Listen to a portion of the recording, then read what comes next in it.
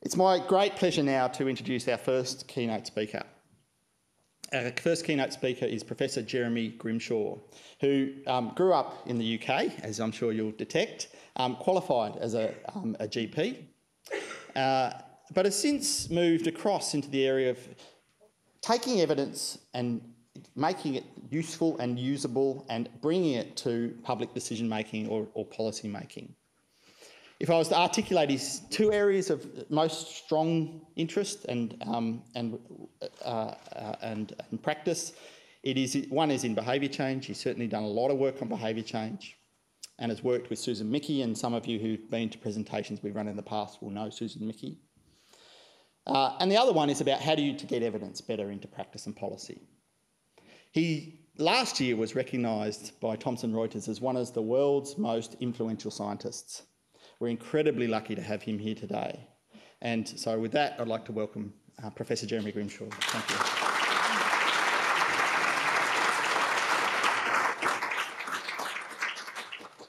you. Thank you. Good morning. It's a real pleasure to be here. And I've had a fabulous, if rather frantic week meeting many of the partners of BehaviourWorks. I'd also like to recognise the traditional owners of the land and offer my respects to their elders. It's always a real pleasure to be in Australia, but also recognising the deep roots here. So, any questions? Thank you for your time today. That looks like it's me. Okay, good. So I come from a health background, so I'm going to largely talk about a health example. I know many people in the room don't come from health or are not interested or are not based in a health area, but I think the example is it will speak to you anyway. Because it is fundamentally about human behaviours, and if any of you have to take any medicines, it's also about behaviours that you actually enact most days. As Liam said, I grew up in the UK, did my original training in the UK. In 2002, I moved to Ottawa in Canada. This is a very famous shot of the city. We have a canal that runs through the middle of the city, and we drop the water level in winter, let it freeze over, and then people skate along the canal. We were talking with Vic Roads, people actually commute to work on skates in the middle of the winter. And it's a very sort of special part of our identity and culture. However, given there's a lot of people interested in the environment, one of the things that we're noting is that the skating season is shrinking. And this year we had, I think like you had, very disruptive weather. So the canal is only open for about 10 days. And in a good year, it's open for about 6 weeks. So it's actually kind of quite a strong signal to us about the impact of environmental issues. I want to reflect a little bit on business as usual, as the Treasurer said. How do people design and implement programs in the healthcare setting? But I think also from my conversations this week, these are also sort of approaches that people often use in other departments, other agencies, and I think also the Treasurer alluded to this. So I have a very good colleague, Martin Eccles, and he was reflecting on maybe 20 years of experience of working with partners to think about basically designing implementation programs. And he came up with the observation that most decisions are based on the ISGLIAD principle. Now, a few people in the room have seen me talk about this already, but how many people have heard about the ISGLIAD principle? Okay.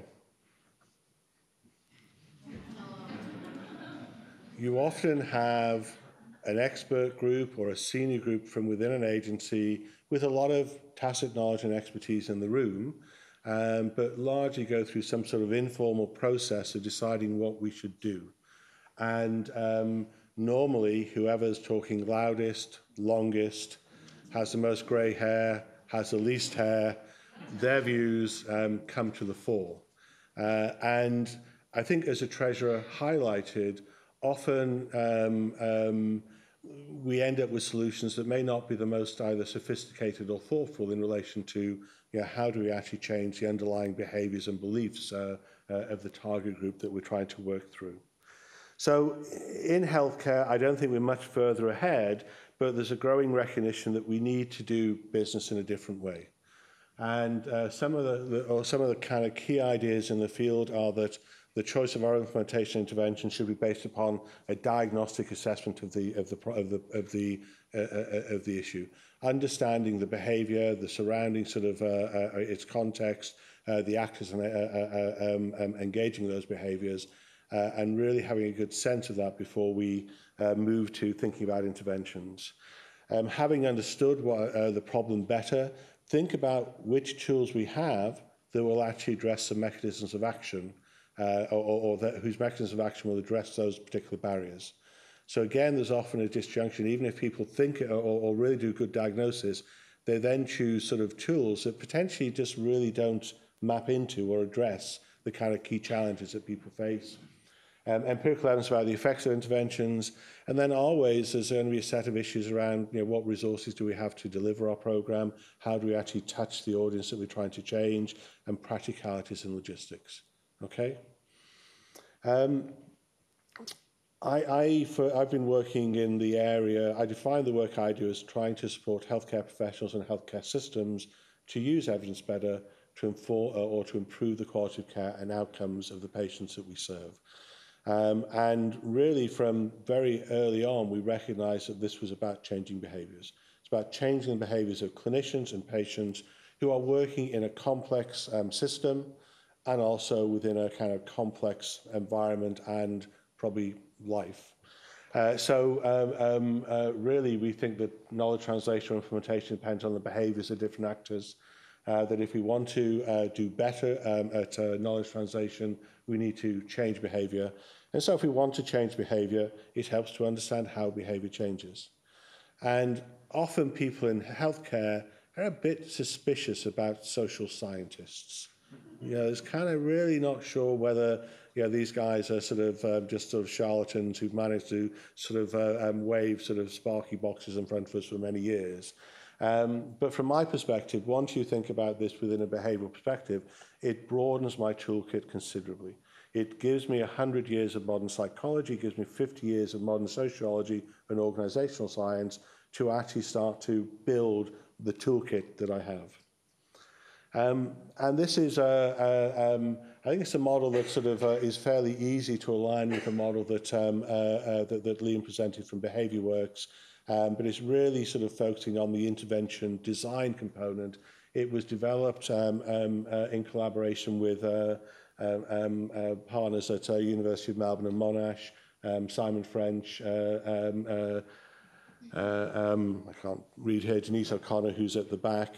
And this was based upon a sort of a project where we were trying to improve the way that GPs in Australia manage low back pain. Very common problem and often managed poorly. And we came up with a four-step model. First, identify who needs to do what differently. Secondly, using a theoretical framework, which barriers and enablers need to be addressed. Thirdly, which intervention components can overcome the modifiable barriers and enhanced enablers. And finally, to sort of measure the impact of that. Now, it doesn't feel like it's rocket science when it's presented this way. But our experience is that people normally jump to step 3. People jump to solutions without actually thinking about what the problem is they're trying to solve and to understand the determinants of that problem and how best to address that. So I'm going to talk a little bit about this model and some of the tools that we've been using to play with this model. And then I'm going to give you a case study of some work we're doing at the moment. So in terms of who needs to do what differently, often in healthcare, people present problems in fairly abstract way, or a fairly abstract way. We will need to improve the active third stage of labour. And what we have found is very helpful is to try and get people to specify the problem in a behavioural way. Get them to actually talk about what are the behaviours that they would like to see enacted and to actually understand the environment within which they are enacted. So when people come and see me with a problem, I'll use some variant on these 5 questions. What is the behaviour or series of linked behaviours that you're trying to change? Who performs behaviours? When and where do they perform them? Are there obvious practical barriers to performing the behaviour? And finally, is a behaviour usually performed in stressful circumstances? I have the last question because when we ask human beings to do complex tasks in chaotic, time-pressured environments, they make mistakes. And I've not been into a healthcare setting that isn't complex, time-pressured, chaotic. So this is really just to remind me that we should be expecting mistakes. And it's not because the healthcare professionals are bad people, it's actually that they're doing very, very difficult jobs under difficult circumstances, and they'll make mistakes. But what we found is by doing this, first of all, it really helps us to get a sense about what the problem is that we're trying to solve. But it often changes the mindset of the people that we're working with, because they start to think in very practical terms, what would the world look like differently in very concrete ways if the behaviours we're interested in were enacted, rather than an abstract sort of view about we need to improve the quality of care. What does that mean?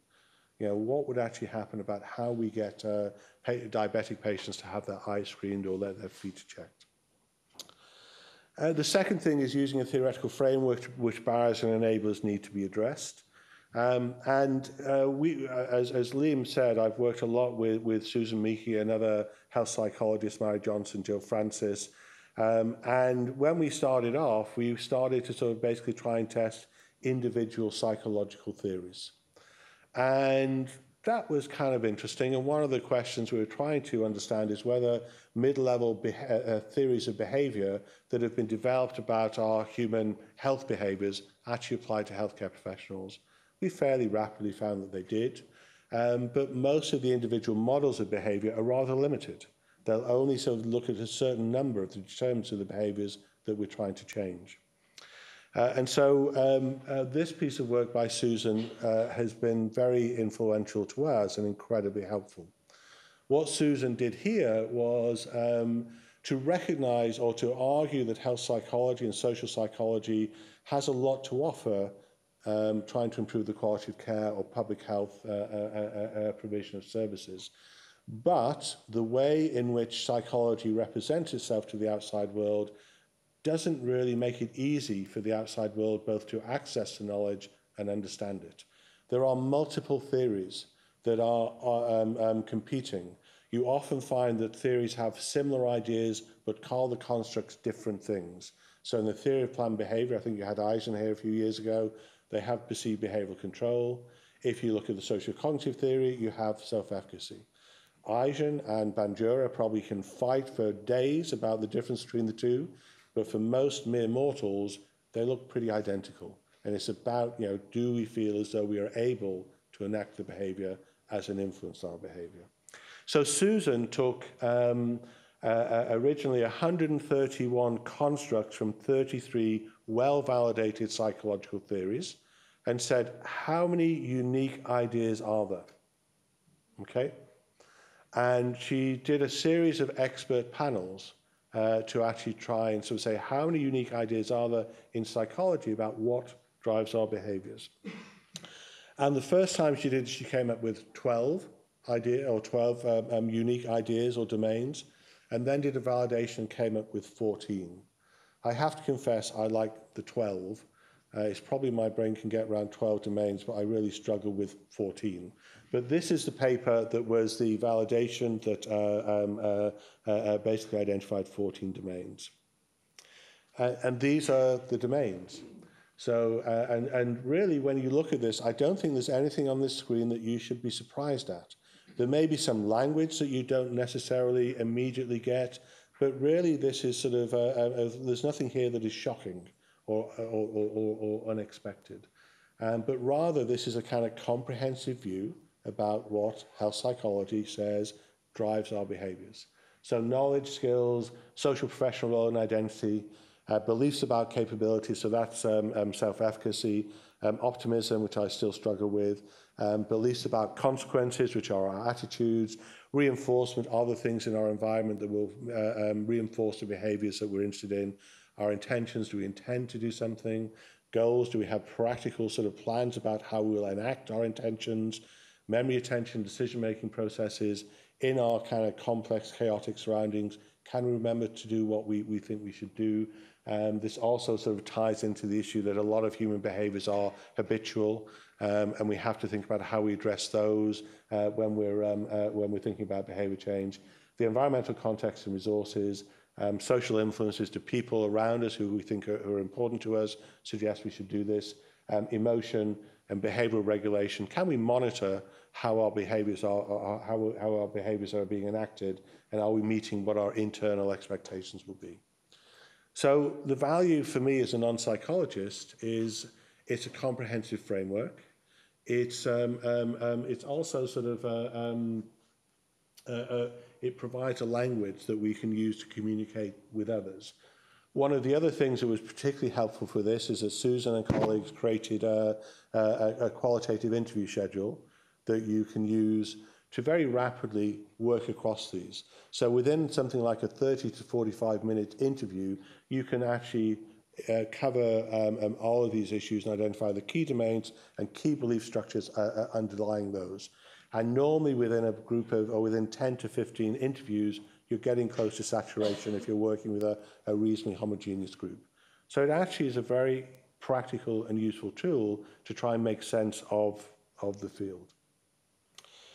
Moving on then to what interventions or intervention components should overcome the modifiable barriers. We've found it's very useful to sort of try and break down what are the elements of an intervention. And we distinguish between behaviour change techniques, which are the active ingredients, the things that will actually drive or change our behaviour, from the mode of delivery. So the mode of delivery is, it could be an educational meeting, it could be social media, it could be some restructuring of the work environment to support the behaviours we want to enable. What we find is that often people focus on a mode of delivery as being the intervention. And you can do many things in an educational meeting. You can give knowledge, you could change attitudes, you could model behaviours, you could get people to build skills up. There are other things you can do. So rather than focusing on the mode of delivery, I think we have to think about what the behaviour change techniques are. And the content is then the kind of detailed operationalisation about how we're going to provide knowledge or address beliefs. Susan has done some very helpful work in this area. So she also recognised that in psychology as a field, there wasn't a consensus about what are the behaviour change techniques that psychologists use. And so she did, again, an international consensus and identified 93 individual behaviour change techniques. Now, these are best seen as maybe the atomic level. They're the smallest representation of an active behaviour change approach. And often then when we're designing our interventions, we want to build molecules, but this gives us a basic sort of atomic building approach. And these are the 93 techniques. Now, as someone coming from a clinical background, this was amazing. I thought you could probably do 3 things. But there's actually a wide range of things that you can do that is particularly useful.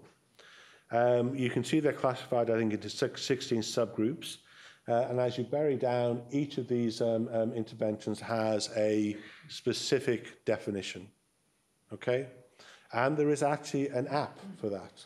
So if you go to the Apple Store and probably the Android Store and search for, I think it's BCT or BCCT, I can't remember which, you can download an app which will basically, give you all of these 93 sort of things on or definitions. So this is kind of useful because we're starting to develop, if you like, a framework for thinking about what are the barriers, and we're starting to develop a list of techniques that might be useful. But what would be really helpful is to kind of link these things together. Because when we look at these techniques, they don't uniformly address all of the potential domains that we've identified. Okay, so it'd be really good if we were starting to get some sort of linkage of, if we want to change skills, what are the behaviour change techniques that might be useful? If we want to change social influence, what are the behaviour change techniques that we might be useful? I'm a huge fan of Susan. I normally say she's a Scottish goddess living in London. Having spent most of my adult life before I moved to Canada in Scotland, we forgive her living in London. But this is a piece of work that she did that I think is best seen as a proof of principle. So it was, and she will say this is the worst science she's ever done. And she gets very nervous about this. Because what she did is exactly what I said. That she took the the Theoretical Domains version 1 with 12 domains, and an early version of the BCT taxonomy with about 53 different techniques, and used these 5 people to sort of say which of these techniques might be useful for changing beliefs in the individual domains. Okay? And she came up with what we affectionately call the matrix. So what you have along the top, okay, or the columns are each one of the theoretical domains. So column 3, for example, are skills. Column 5 are beliefs about consequences. The rows are individual behavior change techniques. So you can see goal or target specification, rewards, social processes of encouragement, personal experiments, use of imagery, motivational interviewing. And then for each of the individual cells, the 5 people tried to say, do we think this technique might be useful for changing this domain? And those are the white boxes. Do we actually think it's not going to be useful? And those are the cross-hatched boxes. There are the vertical lines where they sort of said, actually, we just can't, we don't know. We really don't know. And the black boxes are where people disagreed. And if you know the 5 people, it's remarkable there's not more black boxes. But what this means is if you're interested in changing skills, column 3, this starts to give you a short list of which behavior change techniques might be useful. So if you want to change skills, specifying a goal or target, monitoring or self-monitoring, graded task, increasing skills, role play, modeling, homework, perform behavior in different settings. Okay? So if you had done a diagnostic process and said, actually, skills seems to be one of the major issues that we need to target if we want to try and change behaviors, this gives you a kind of shortlist of things that you might want to consider. You're still going to have to think about which of these you think is going to be most appropriate or can be delivered within the context that you're working within. But I see this as a sort of the cookery books that say rosemary and garlic and anchovies go well with lamb. Doesn't tell you how to cook the recipe, but it actually sort of says, here's, if you like, the flavor palette within these ingredients. These are the kind of behavior change palette if you want to change skills or if you want to change beliefs about capabilities. The reason Susan says this is the weakest science ever was there's a consensus of within 5 people. So it's a proof of principle. And they're currently trying to do broader work or work with a wider range of people to do something similar. And then, as Liam said, we have to test these things. This is kind of based on people's theoretical knowledge and practical experience, but it'd be really good to test to see whether they're right, because it could be that they're not. But I think it gives you an idea about where we're trying to get to make this body of knowledge useful. The final thing I would say is, even when people, if you like, develop a good program logic, they often, programs often fail because of poor design, okay? And this has led in our world for us to start working much more closely with engineers, human factors experts, user-centered design experts, so that, if you like, the detailed representation of our logic model actually doesn't fail at the first sort of step because it's not comprehensible or not usable for the target audience that we're working with. So I want to give you a case study where hopefully you can see how we've tried to use this. This is the problem that we're trying to solve here, is that one of the most effective areas of modern medicine is treat or preventive medicines after you've had a heart attack. So if you have a heart attack, you've got about a 10% likelihood of dying in the next year from another heart attack if you do nothing.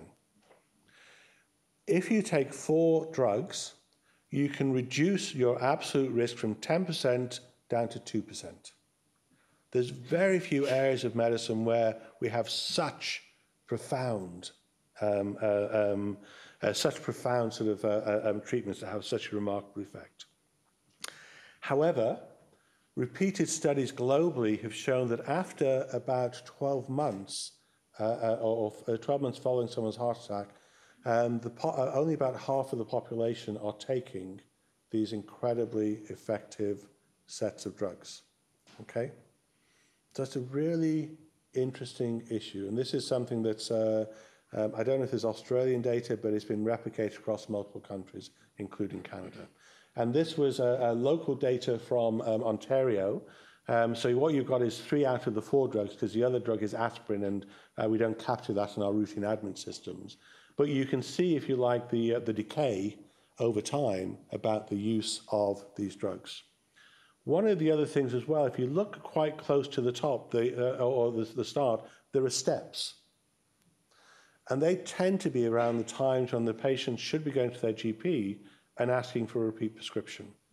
So there's a drop-off, but the drop-off also seems to be, at least in part, around the time that people should go and change their behaviours. So using a theoretical framework, which barriers and enablers need to be addressed, we had previously done a very pragmatic approach where we just developed letters and sent them out about 2 weeks before, when we'd anticipate the patient should try and get a repeat prescription. And the letters didn't work at all, and they're largely focused on knowledge. So learning from that, we thought, well, that was very pragmatic. It seemed like a good idea at the time. Let's actually sort of try and understand this from a much deeper behavioural perspective. And so what we did is we did 2 different studies where we actually sort of had different ways of sort of trying to elicit sort of theoretical barriers from patients and patients over time. Because often, when you've just had your heart attack and you're in hospital, you're really thinking about the fact you've had a heart attack and you're worried about having another one. And so you might think, I'll be a great patient. I will go out and take those drugs and I'm going to be really good. When you're back at home, 3 months in, back at work, life's busy, you want to forget you had a heart attack, different things might come through. Okay, so we wanted to see whether the kind of belief structures changed over time for patients who'd had a heart attack. So we did theoretical domain framework interviews with 24 patients and also telephone interviews using a different model called HAPA. The things that came out were beliefs about consequences. Patients weren't being particularly well educated about this amazing benefit. No one actually sort of said, you're going to reduce by 80% the chance that you're going to have another heart attack in the next year. Memory, attention, decision processes. If you take medications, you'll know that if there are times where you'll forget because life is a bit crazy for you. Or it's really hard to get a GP appointment, and so you miss the GP appointment because you phoned the week before you need your prescription, and you kind of miss the window, and life just goes on. Behavioural regulation, people aren't necessarily good about monitoring. Social influences, the issues around whether the physicians think you should do this, families think you should do this.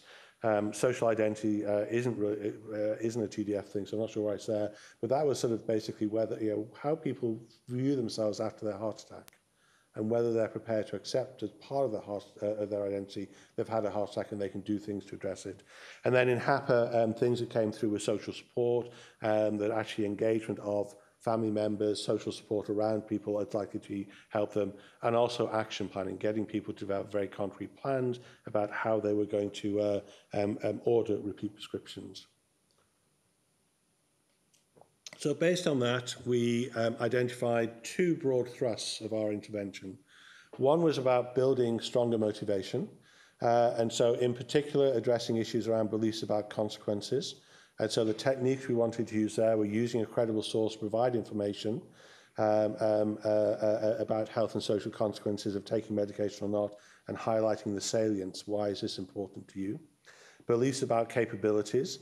To some extent, could we demonstrate the behavior or demonstrate the behavior, verbal persuasion of our capability to provide feedback, and social role and identification of the self as a role model, reframing how the behavior is viewed. But then a recognition that intention is really important, but just because we intend to do something doesn't mean that we actually get to do it. There is an intention-behavior gap.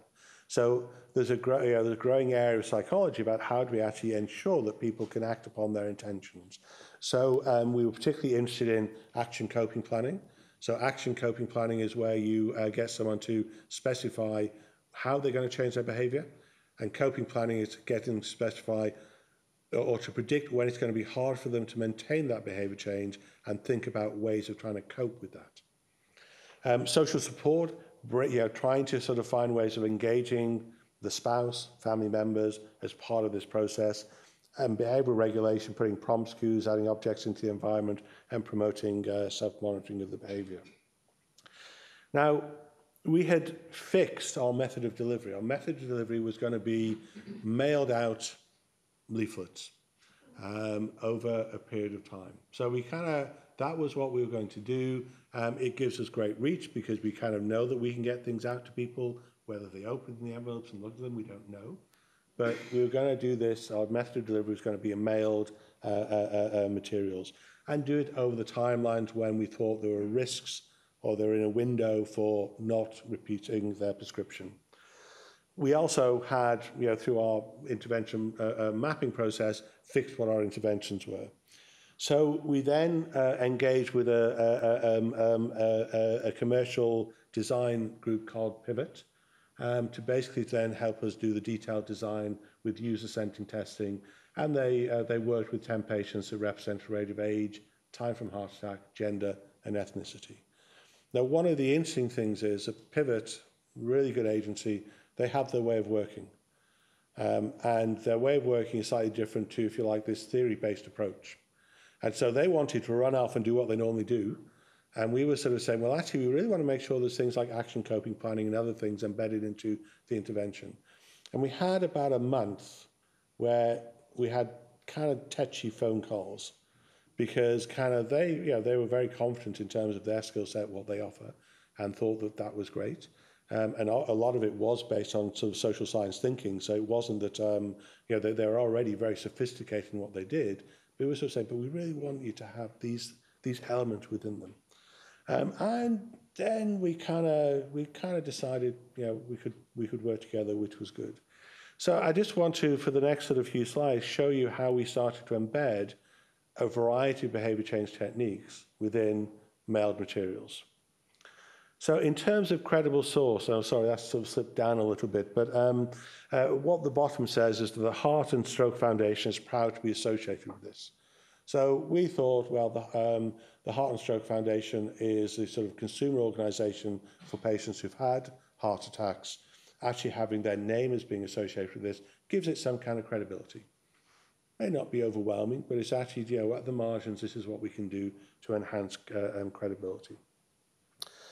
Within, in terms of giving people information about the consequences, this was trying to get across that key idea that if you have a heart attack and you don't take preventive treatments, then 10% of you will die in the first year. But if you have proper treatment, 8 will be saved. Okay, so that was sort of basically the salience of the consequences. We provided or got people to try and reflect on what goals they had. And they could be at the outcome level, they could be at the sort of the process of care level. But what do you want your life to be at 1 month, 6 months, and 5 years? And that was really a way to try and get them to think about, well, if you want to be kind of healthy and active, we can reinforce that actually having good medication would help do that. And then also things like provision of knowledge.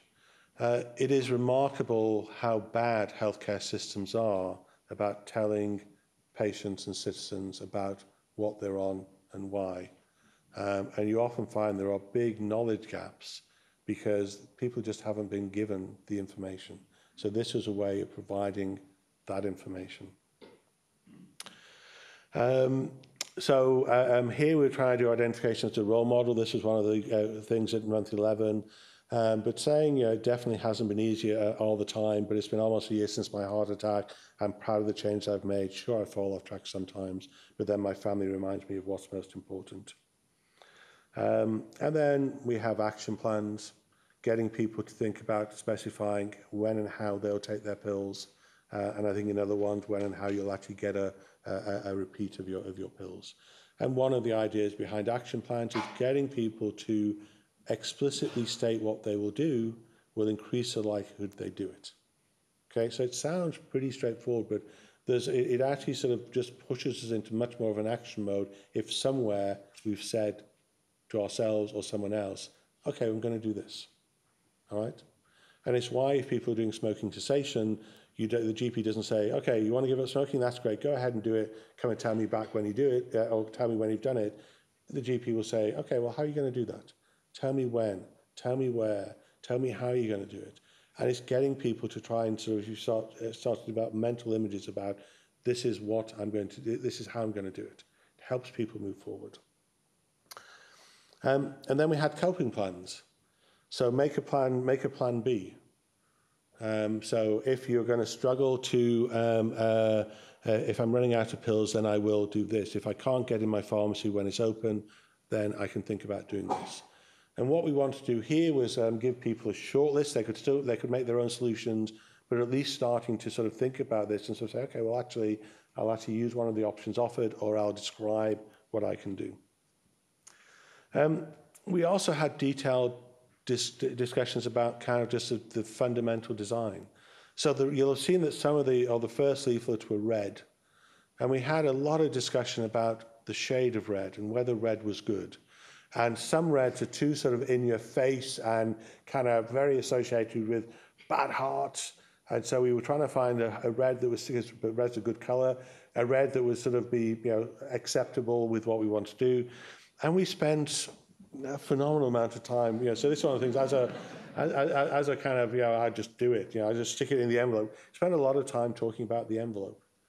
We kind of thought, well, brown envelope with the sort of hospital's crest on it, surely that will be something patients will open, till it kind of pointed out that in general, those are often things asking for money.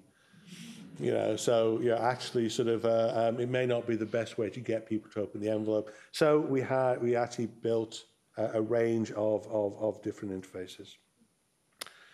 So that's kind of what I wanted to say. I think in the health sector, we've been very good, if you like, at understanding what the knowledge about what we'd like physicians, nurses, pharmacists, and patients to do. But we often, when we've been designing implementation processes, have not been very thoughtful. We jump to solutions too quickly. We don't think about this from a behavioural perspective. And I think there are significant opportunities if we can be much clearer about the program logic and also the sort of the design features to have more effective programs.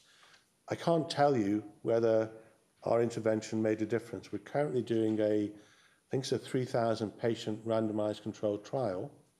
And just to pick on what Leon said, with partners, with Patients Canada, with the Heart and Stroke Foundation, with the Cardiac Care Network, with the Ministry of Health and Long-Term Care. And if this proves to be successful, the Cardiac Care Network in Ontario will roll it out across a population of 17 million people.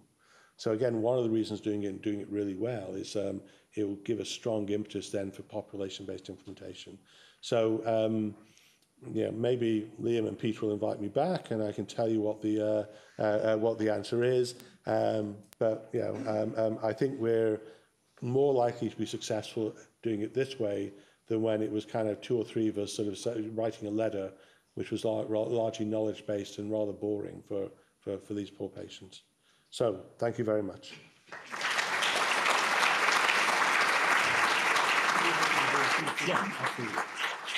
Okay, Jeremy's happy to take some questions now.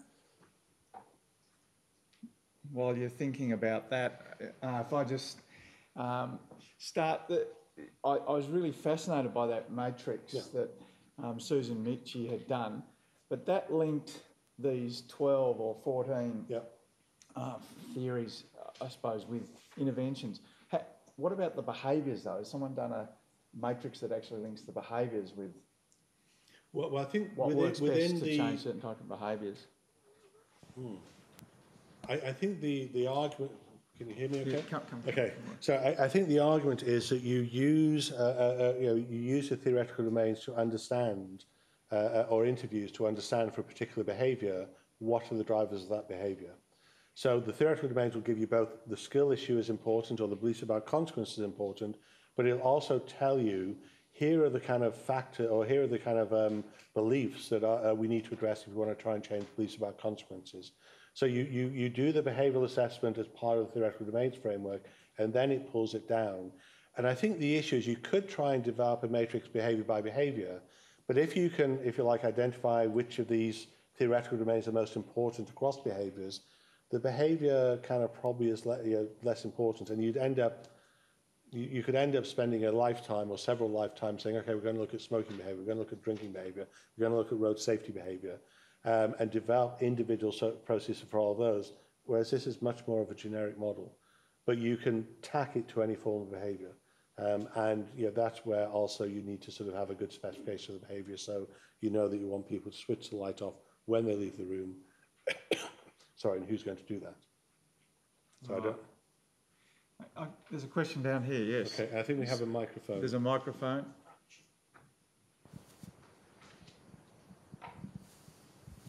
Thanks very much, Professor Grimshaw. One quick question, without wanting to go too far down the rabbit hole, have you had much success using that sort of method or approach, the idea of mapping the different concepts and behaviours and tools for behaviour change?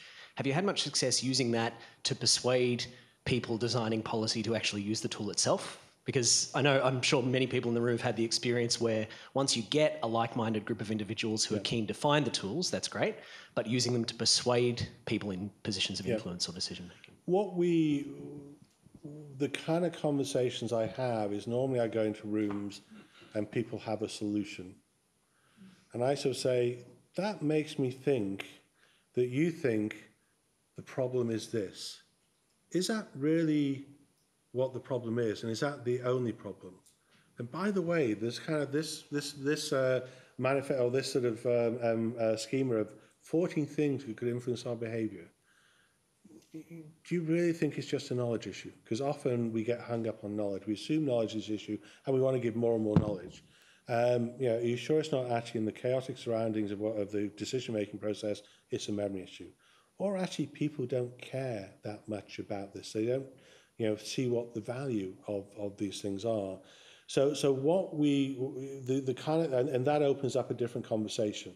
And that allows us then to sort of, because it's very rare that, first of all, they've absolutely nailed it and there's only one problem. And they start to recognize there's other things to do. And then if you sort of say, well, if you want to change knowledge, yes, we can do these things. But they're not going to help you improve skills. They're not going to help you change the kind of the social influences on patients or professionals. And we can do different things. And so it's often a conversation where you kind of have to sort of, if you like, model, because people normally will have a very strong belief that we should do this. Various partners through the week have reflected on often, there is an assumption it's a knowledge issue. And we just have to have better knowledge, or maybe a bit of persuasion about attitudes, but actually there's a kind of much richer environment that we're trying to change. So it's often that way. It does raise issues about what are the kind of skills that we need in organisations. What's the sort of, if you like, behavioural literacy we need in organisations to enable to enact this. And that's one of the things I've really enjoyed being here, because I think BehaviourWorks is one of the approaches to actually sort of try and both highlight and sort of say, look, this is a good way of doing it, and also build capacity in the partner organisations. But when we went across the partners this week, there's a fair amount of variability in terms of just the level of, if you like, existing sort of understanding or behavioural competency in the organisations. And that's where I do see the kind of work of Liam and Peter and colleagues as being potentially very important in the next 10 years in Victoria. Thanks for that. I think there's a question up there in the middle. We'll wait for the microphone.